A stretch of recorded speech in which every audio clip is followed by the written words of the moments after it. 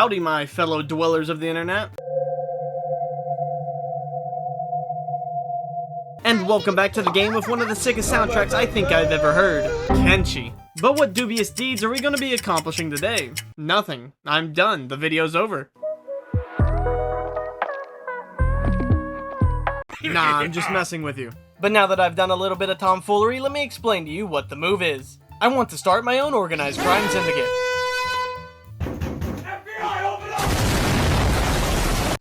In Kenshi, of course. Now you're probably wondering, how am I gonna fund this venture? Hash? No. Hash resells for cheap and requires a lot of research in order to produce. We're gonna be producing something infinitely more profitable and much easier to obtain. The almighty Foodcube. Just waking up in the morning, gotta thank Foodcube. But that's enough rambling, let's get into it. We begin like any other Kenshi playthrough in the character creator, so let me introduce you to Nip and Nap.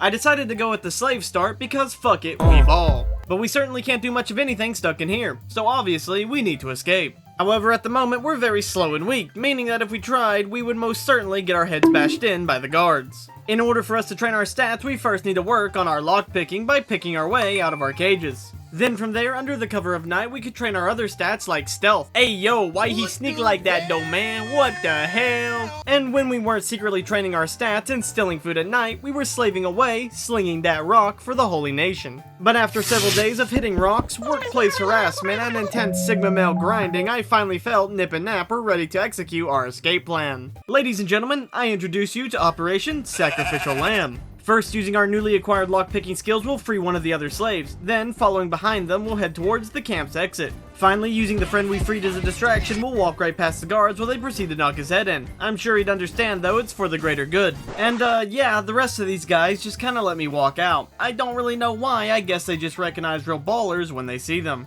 But now that we'd earned our freedom, it was time to make our way to safer pastures, because being a hiver in the Holy Nation is like being an O-block. It's on site. And after only a few minor beatings, we managed to arrive at the hub. And let me tell you, our beginnings are very, very humble. Because we have nothing to our name, I had our brave entrepreneurs scavenge around taking stuff that definitely isn't ours just to purchase some basic supplies. And by supplies, I mean a total of 2 medkits, but hey, we gotta start somewhere. Now that we had a way of healing ourselves, we could confidently set out into the world. Our travels would lead us to the town of Squin, where I would indulge in more thievery, of course. Using our sticky fingers, we were able to purchase some weapons and armor, albeit not very good ones. Armed with our military-grade assault sticks, we set off to explore, practicing our combat abilities and scavenging whatever we could find.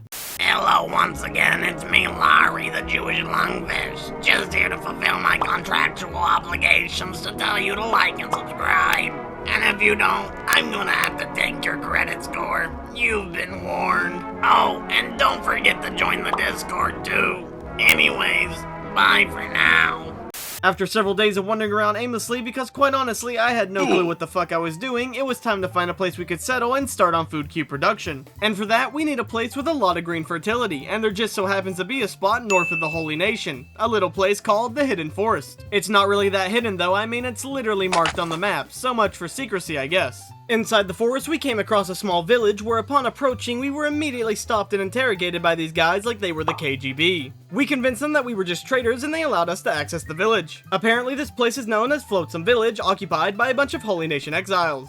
But that doesn't really matter to me though, the only thing that's important is that we're gonna need these guys to trade with to get things up and running. But what are we gonna be trading? I mean, we own nothing. Well, like any good entrepreneur, we're going to adapt. In this case, that means reverting back to our rock-hitting days in Rebirth. You see, the Hidden Forest actually has a bunch of iron deposits that we can mine and sell off to the locals at Flotsam Village. This is how we're going to build the capital required to begin Foodcube production. I know what you're thinking. I'm a genius. Dare I say, a visionary. A lot of mining and selling later, things are finally starting to come together. Oh, and you see these 2-legged freaks waddling around? Remember them. But the work wasn't done yet, I still had more ore to sell and building materials to purchase before the compound's first variation was complete. Once we finished constructing the wall, the base was more or less, well, a base. But we still lacked one minor thing. You see, Foodcube baking requires 2 main ingredients, green fruit and wheat straw. I had purchased green fruit for the green fruit farms from Flotsam not too long ago, but they don't have wheat straw. So to obtain this essential ingredient, I ventured south to the Holy Farms and stole it from there. Don't feel bad though, these guys are our competition. Remember, corporate espionage is good. On the hike back to base, I decided to make a pit stop because there's something, or rather, someone I wanted to pick up. There he is, my Digga Beep, the Universal Oomphy. With the beet bag secured, we returned back to base and constructed our wheat straw farms using the supplies we borrowed. This is also when we developed a bit of a pest problem. Every time we began to grow crops, these discount Cubert wannabes would break down our gate and consume everything we had. There's only one way to solve a dire problem like this: by genocide, killing not just the men,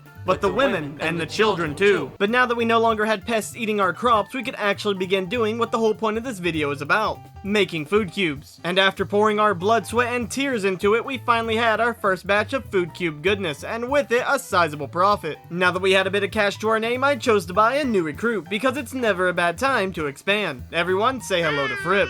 Afterwards, we spent a lot of our time just being productive, trading off more food cubes, upgrading the base, and even hired a couple of farmhands. And no, before you say anything, them being farmhands has nothing to do with the orientation of their skin color.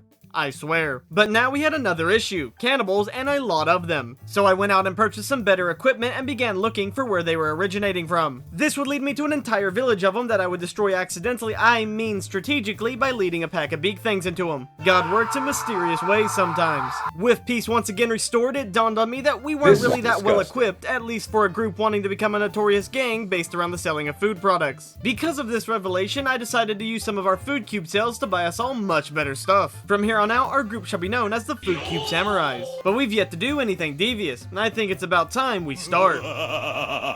And I know just where to begin. We'll strike the Holy Nation, specifically the Holy Farms. This is perfect because not only are we getting vengeance on those who enslaved us, but we're also eliminating our competition. Only we should be allowed to make produce. So that's what we did, traveling from farm to farm, slaughtering whomever. All things considered, this wasn't very difficult at all. I mean shit, in some cases we'd show up and use their bedrolls to heal from our previous attack before launching another one at the farm we were resting at. Talk about 0 sense of self-preservation. But like that, our Foodcube Samurais had made their first move in the world. Moving forward, our next step would be ramping up production and fully eliminating the Holy Nation. Then, well, I guess we'll just go from there. But that's definitely a next time thing. If you've watched this far, I love you. And if you're not already, make sure to sub and leave a comment. I'll take all the support you can give. Anyways, I'll see you around. Till next time.